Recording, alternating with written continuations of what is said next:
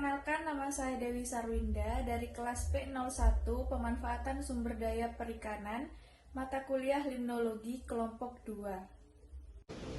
Perkenalkan, nama saya Dea Sekanurtias dari kelas P01 Program Studi Pemanfaatan Sumber Daya Perikanan, mata kuliah Limnologi dari kelompok 2. Perkenalkan, nama saya Indah Nofriani dari kelas P01 Pemanfaatan Sumber Daya Perikanan, mata kuliah Limnologi dari kelompok 2.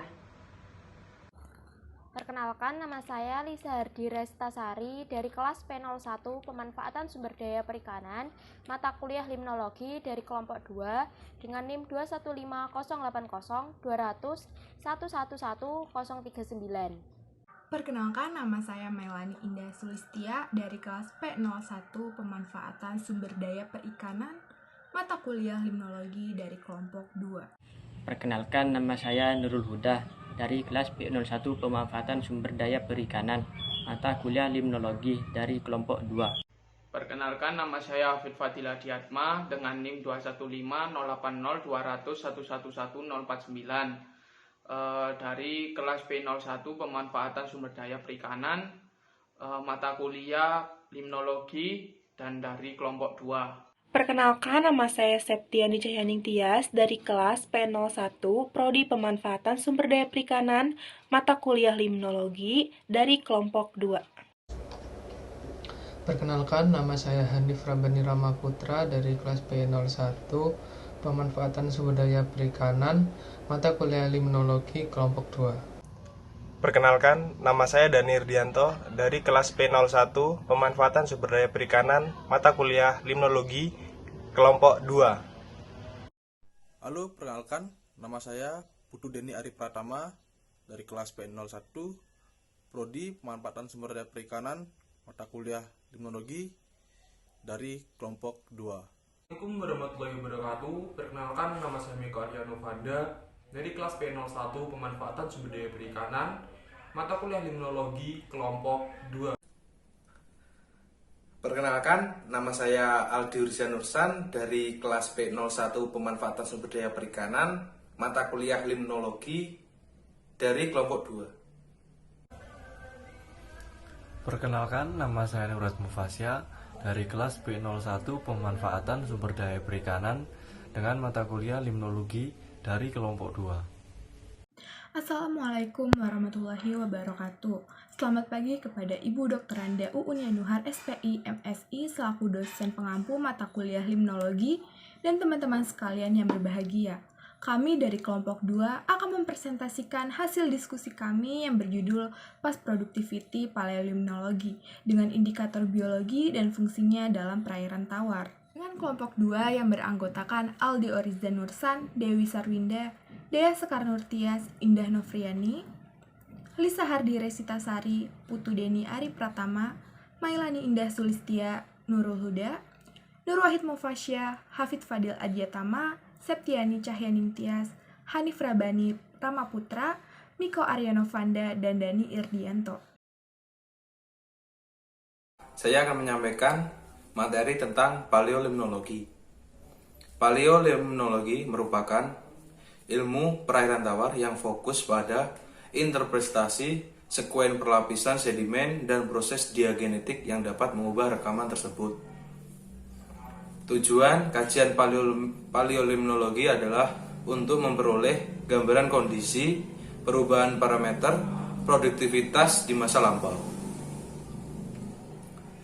Paleolimnologi termasuk ilmu multidisiplin karena memanfaatkan informasi fisik, kimia, dan biologi yang tersimpan di dalam profil sedimen untuk kegiatan rekonstruksi kondisi lingkungan di masa lampau, khususnya perairan darat.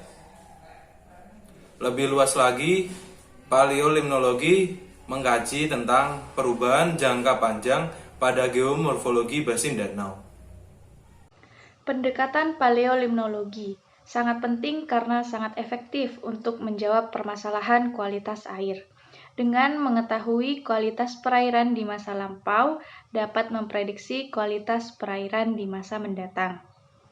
Sejarah tidak hanya sekedar menceritakan kembali masa lampau, tetapi juga mempunyai makna yang lebih dalam sebagai pengingat dan pemeringat. Oleh karena itu, maka paleolimnologi merupakan ilmu yang mempelajari masa lampau untuk menemukan masa depan dengan mempelajari sejarah, karakteristik, dan sifat perairan tawar, meliputi fisik, kimia, biologi, geografi, dan hidrologi yang tersimpan dalam inti sedimen. Hasil penelitian paleolimnologi dapat memberikan bukti bahwa banyak danau yang sangat dipengaruhi masukan nutrien. Namun, kebanyakan badan air secara alami merupakan perairan yang produktif, bahkan sebelum intervensi manusia. Dalam analisis paleolimnologi, diperlukan informasi mengenai diantaranya luas daerah tangkapan, renewal time, luas danau, kedalaman, kualitas air saat ini, dan kandungan klorofil. Paleolimnologi pada umumnya dilakukan berdasarkan pengkajian informasi aspek biologi, kimia, serta fisika yang terekam dalam sedimen.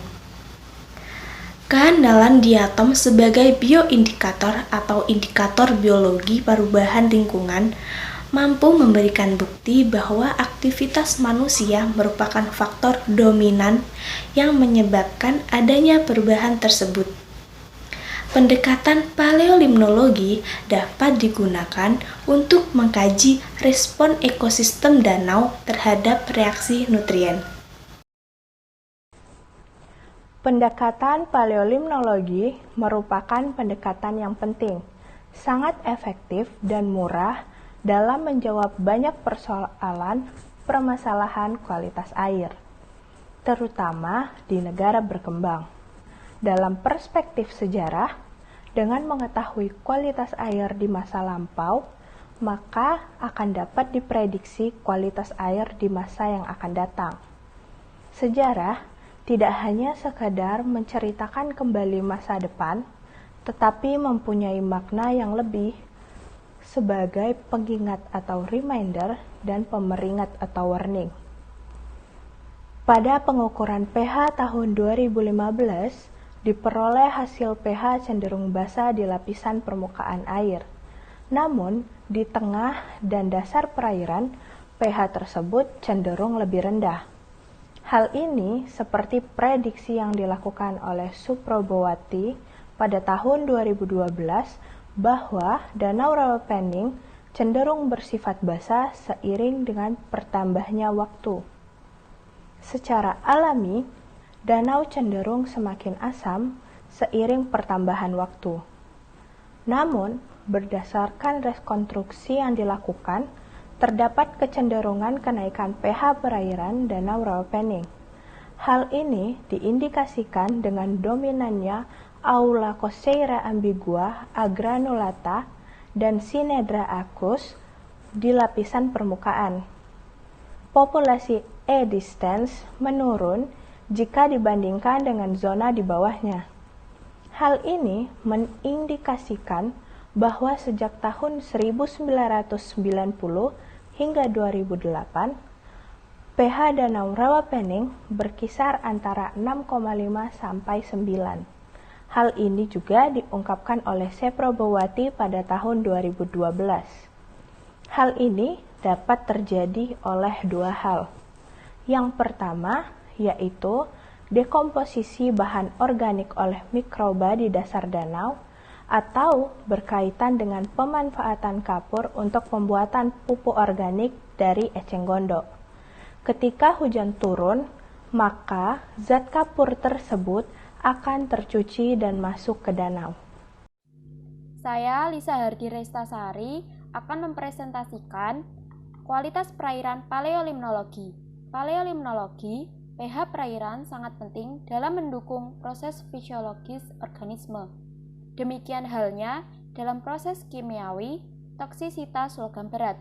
Pada penelitiannya di tahun 1979, Goldenberg menyampaikan bahwa pH berkisar antara 7,2 sampai 7,6.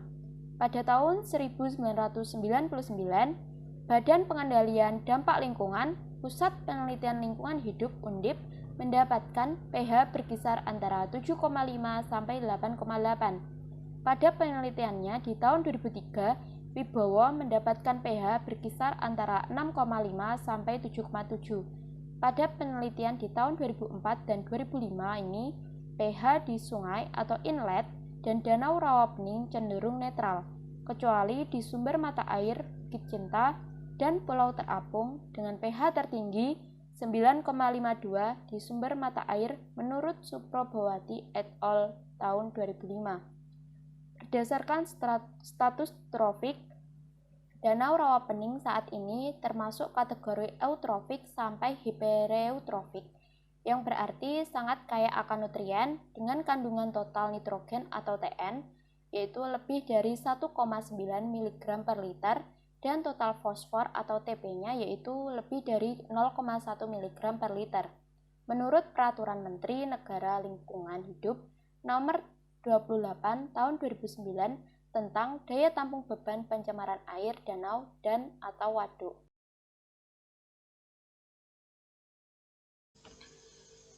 Poliolimnologi. Bioindikator dalam poliolimnologi biasanya menggunakan diatom. Diatom adalah mikroalgae dengan dinding sel lebih dari 90% yang berasal dari silika sehingga bisa membentuk fosil. Diatom seringkali mendominasi perairan baik dalam jumlah jenis maupun populasi dibanding dengan mikroalgae lainnya. Dominasi spesies diatom ditentukan oleh kisaran kualitas air yang dapat ditolerir oleh spesies diatom tersebut. Namun, sebelum ada aktivitas manusia, biasanya dalam kondisi oligotrofik kemudian menjadi sangat eutrofik, maka dari itu kumpulan diatom yang dijumpai pada perlapisan sedimen mencerminkan kualitas air pada saat diatom tersebut diendapkan. Pada slide ini saya akan menjelaskan bahwa diatom merupakan bioindikator kualitas perairan yang potensial karena yang pertama kedudukannya sebagai produsen primer sehingga mempunyai peranan yang sangat penting dalam rantai makanan. Yang kedua, siklus hidup yang pendek. Ketiga, cepat bereproduksi.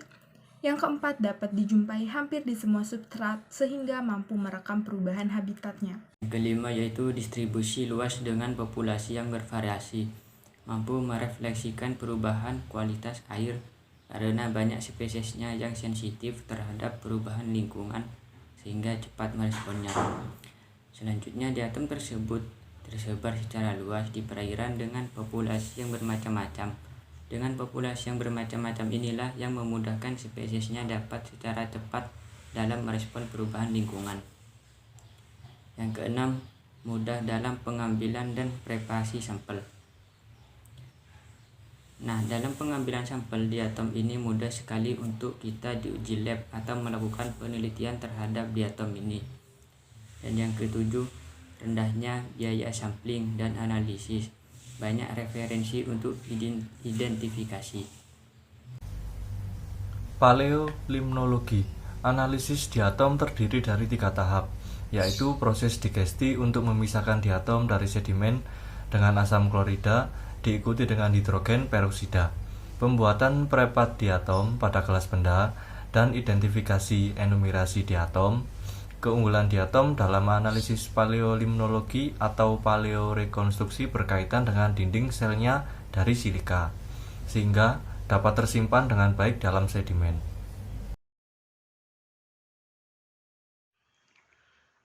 Untuk yang keempat, ada penjelasan tentang fungsi paleolimnologi dalam perairan air tawar. Fungsi paleolimnologi dalam perairan air tawar sendiri dijelaskan ada 4 fungsi, yaitu yang pertama untuk memperoleh gambaran kondisi atau perubahan parameter atau produktivitas di masa lampau. Dan yang kedua juga dapat digunakan untuk mengkaji respon ekosistem danau terhadap reduksi nutrien. Dan untuk yang ketiga, paleolimnologi juga dapat digunakan untuk mengkaji tentang perubahan jangka panjang pada geomorfologi basin danau.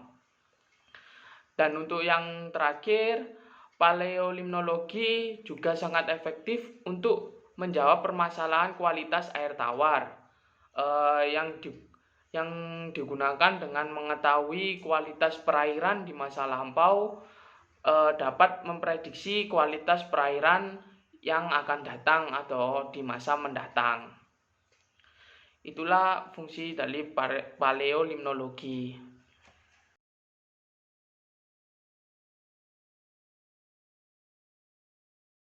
Salah satu organisme perairan yang mempunyai peranan penting adalah diatom.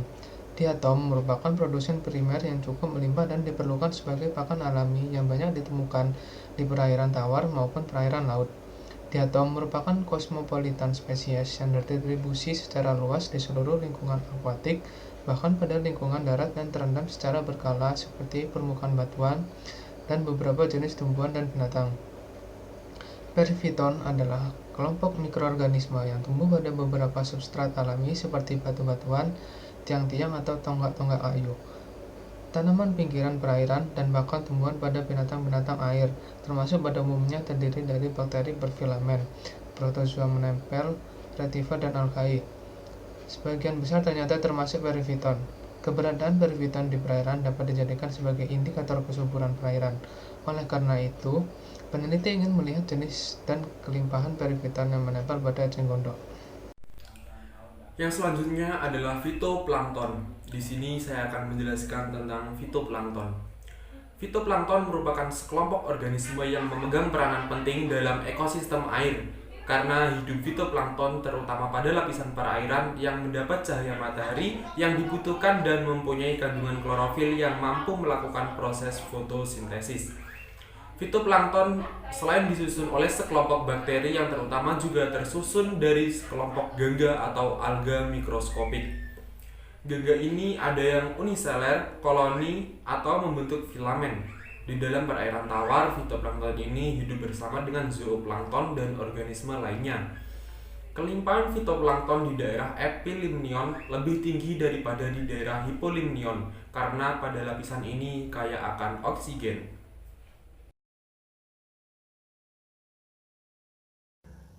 Kelebihan yang pertama, kelebihan diatom di dalam menganalisis paleolimnologi atau paleorekonstruksi berhubungan dengan dinding selnya dari silika, sehingga bisa tersimpan atau terjaga dengan baik di dalam sedimen.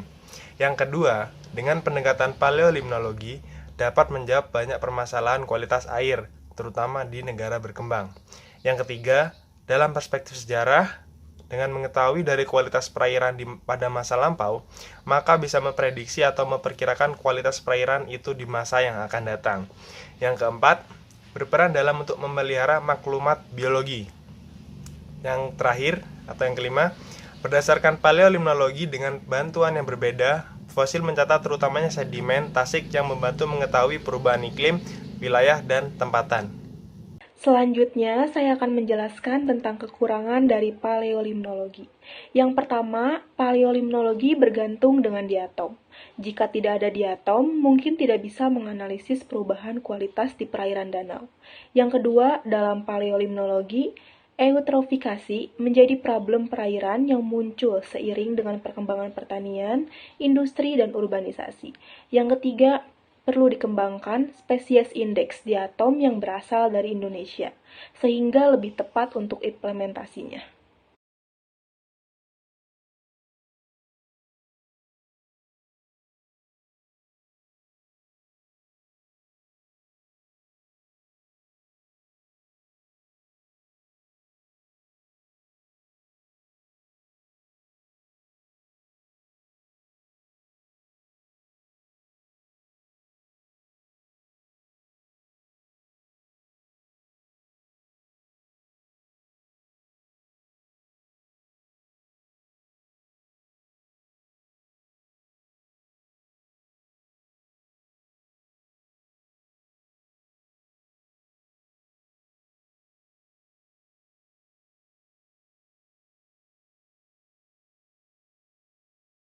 Demikian presentasi mengenai past productivity paleolimnologi yang dapat kami sampaikan dalam kesempatan kali ini. Kami mohon maaf yang sebesar-besarnya apabila ada tutur kata ataupun kalimat yang kurang berkenan. Terima kasih atas partisipasinya. Wassalamualaikum warahmatullahi wabarakatuh.